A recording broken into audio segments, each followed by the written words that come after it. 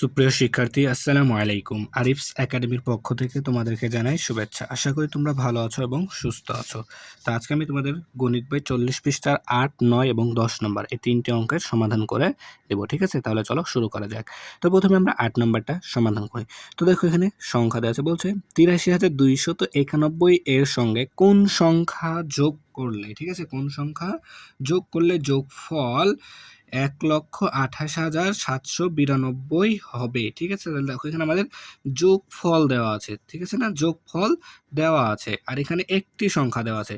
তাহলে এখন বলেছে কোন সংখ্যা, তার মানে এইটার সাথে কোন সংখ্যা একটা যোগ করব, তাহলে যোগফল এটা হবে। তাহলে আমাদের এই অঙ্কটা লিখিতভাবে করতে একটু কষ্ট হবে, ঠিক আছে, তাই আমরা এটা গাণিতিক বাক্যের মাধ্যমে করব। তো তাহলে দেখো এটা বিয়োগ করতে হবে, ঠিক আছে। তো আমরা লিখব গাণিতিক বাক্য।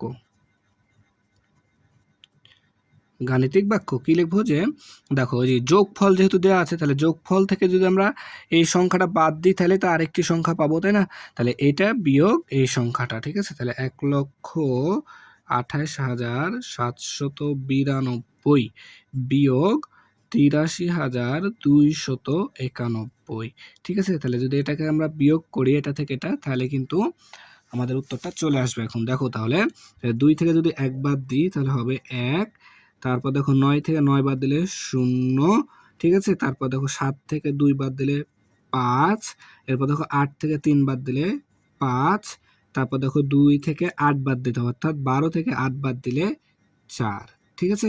তাহলে 12 থেকে 8 বাদ দিলাম 4, হাতে থাকে 1, এখানে দিলে এই 1 থেকে 1 বাদ দিলে 0, বাম শূন্যের কোনো দাম নাই, তাই না। তাহলে দেখো এই যে এই সংখ্যাটা 45,501, তাহলে এখন লিখবো যে অতএব 8,3,2,9,1 এর সঙ্গে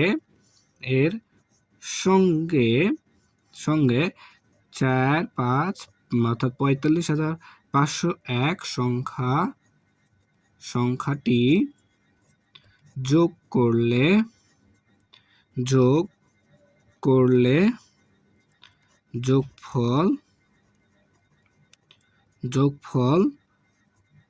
1,28,792 হবে, তাই না। তাহলে এটাই কি আমাদের অ্যান্সার, ঠিক আছে। তাহলে আশা করি তোমরা এটা বুঝতে পারলা, ঠিক আছে।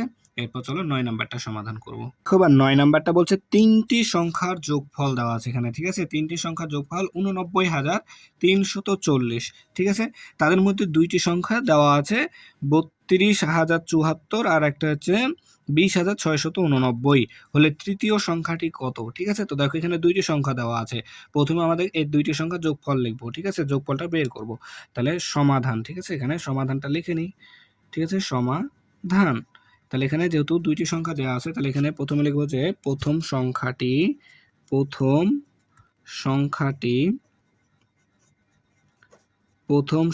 কত আছে আমাদের 32,074, ঠিক আছে। এরপর দ্বিতীয় সংখ্যাটিও আমাদের দেওয়া আছে, তাহলে দ্বিতীয় সংখ্যাটি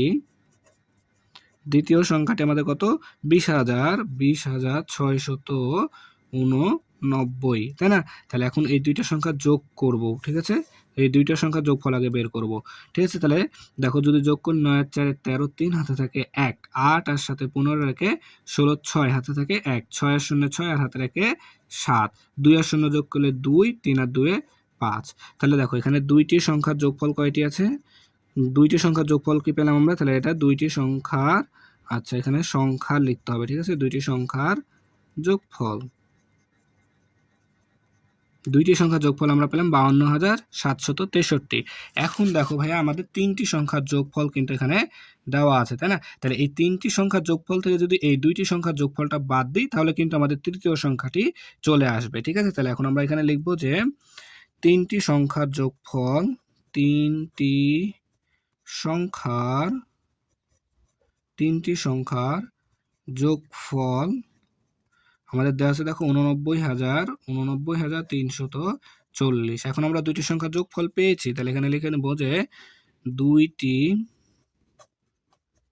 সংখ্যার যোগফল, দেখো কত পেলাম 52,763, টি। তাহলে যদি এটা থেকে এখন এটা বিয়োগ করে দিই তাহলে কিন্তু আমাদের তৃতীয় সংখ্যাটি কত সেটা আমাদের চলে আসবে, ঠিক আছে? তাহলে দেখো যদি বিয়োগ করো তাহলে 0 থেকে 3 বাদ দিতে হবে, অর্থাৎ 0 কে 10 ধরতে হবে, 10 থেকে 3 বাদ দিলে 7। হাতে থেকে 1, 6 কে দিয়ে দিলাম, 6 হয়ে গেল 7। তাহলে এখন 4 থেকে 7 বাদ দাও, অর্থাৎ 14 থেকে 7 বাদ দিলে 7। আবার হাতে 1 থাকে, 1 7 কে দিয়ে দিলাম, 7 হয়ে গেল 8। তাহলে 3 থেকে 8 বাদ দাও, যায় না, তাহলে 13, 13 থেকে 8 বাদ দিলে 5। হাতে আবারও 1 থাকে, 1 দিয়ে দিলাম 2 কে, 2 হয়ে গেল 3। তাহলে 9 থেকে 3 বাদ দিলে 6, আর 8 থেকে 5 বাদ দিলে 3। তাহলে দেখো তৃতীয় সংখ্যাটি আমাদের 36,577। তাহলে এখন এখানে লিখবো যে তৃতীয় সংখ্যাটি, অতএব তৃতীয় সংখ্যাটি, তৃতীয় সংখ্যাটি কত আমাদের 36,577। তাহলে এটা আমরা উত্তর লিখে দেবো, উত্তর 36,577। ঠিক আছে? তাহলে আশা করি তোমরা অঙ্কটা বুঝতে পারলা। ঠিক আছে? এরপর চলো 10 নম্বরটা সমাধান করি। এবার দেখো 10 নম্বরটা বলছে শিমুল অপেক্ষা শ্যামলের 490 টাকা বেশি আছে। অর্থাৎ শিমুলের টাকা, দেখো শিমুল অপেক্ষা শ্যামলের অর্থাৎ শিমুলের থেকে শ্যামলের 490 টাকা বেশি আছে। ঠিক আছে? শিমুলের থেকে শ্যামলের 490 টাকা বেশি আছে। আবার বলছে সৈকত অপেক্ষা শিমুলের 502 টাকা কম আছে। অর্থাৎ সৈকতের থেকে শিমুলের 502 টাকা কম আছে। সৈকতের কাছে আছে 980 টাকা। ঠিক আছে? তাহলে সৈকতের টাকাটা এখানে আমার দেওয়া আছে। আর বলছে প্রশ্ন শিমুল ও শ্যামলের কত টাকা আছে। তিনজনের একত্রে মোট কত টাকা আছে সেটা বের করতে হবে। ঠিক আছে? তো যে টাকাটা দেওয়া আছে, যার দেখো এখানে আমাদের সৈকতের টাকাটা দেওয়া আছে, সেটা আমরা লিখে নিই যে দেখো সৈকতের কাছে আছে, সৈকতের কাছে আছে কত টাকা আমাদের 980 টাকা। ঠিক আছে? 980 টাকা। এখন দেখো বলছে সৈকত অপেক্ষা শিমুলের 502 টাকা কম আছে। অর্থাৎ সৈকতের কাছে 980 টাকা আছে, এই 980 টাকা থেকে শিমুলের 502 টাকা কম আছে, তাই না? তাহলে এখন শিমুলের কাছে তাহলে কত টাকা থাকবে, এই 980 থেকে যদি আমরা 502 টাকাটা বিয়োগ করে দিই তাহলেই তো শিমুলের টাকাটা আমরা পেয়ে যাব, তাই না? তাহলে এখন লিখবো যে আমরা অতএব শিমুলের কাছে আছে, শিমুলের কাছে আছে, তাহলে দেখো শিমুলের কাছে কম আছে, অর্থাৎ বিয়োগ কার থেকে, সৈকতের থেকে। কত টাকা? 502 টাকা। তাহলে 980 বিয়োগ 502 টাকা কম, তাই বিয়োগ করে দিলাম, তাই না? তাহলে এখন যদি আমরা বিয়োগ করি, দেখো তাহলে 0 থেকে যদি 2 বাদ দাও, অর্থাৎ 10 থেকে 2 বাদ দিলে হবে 8। হাতে থেকে 1 দিয়ে দিলাম, 0 কে 0 হয়ে গেল 1, তাই না? তাহলে 8 থেকে যদি 1 বাদ দাও তাহলে হবে 7, আর 9 থেকে 5 বাদ দিলে 4। তাহলে দেখো 478 টাকা আছে কার কাছে? শিমুলের কাছে। ঠিক আছে? তাহলে এখন আরেকটু বলা আছে প্রশ্নে আমাদের, এখন শ্যামলের টাকাটা বের করতে হবে। তাহলে আমাদের এখানে দেখো বলেছে শিমুল অপেক্ষা শ্যামলের 490 টাকা বেশি আছে। শিমুল অপেক্ষা অর্থাৎ শিমুলের থেকে 490 টাকা বেশি আছে। তাহলে শিমুলের আছে 478 টাকা।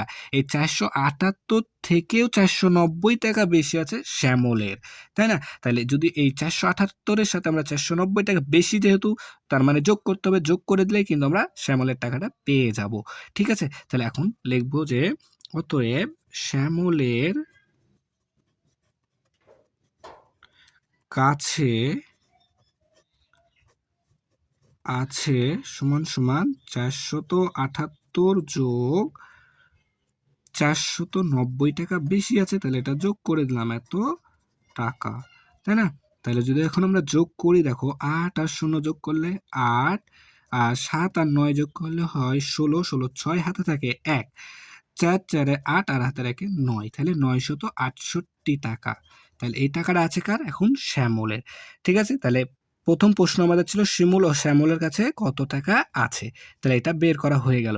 এখন দ্বিতীয় নাম্বার প্রশ্ন বলছে তিনজনের একত্রে মোট কত টাকা আছে। তিনজনের একত্রে মোট কত টাকা আছে। তাহলে এই তিনজনের টাকাটা যদি আমরা এখন যোগ করে দিই তাহলে কিন্তু আমাদের উত্তরটা চলে আসবে, তাই না? তাহলে লিখবো যে এখন তিনজনের, তো তিনজনের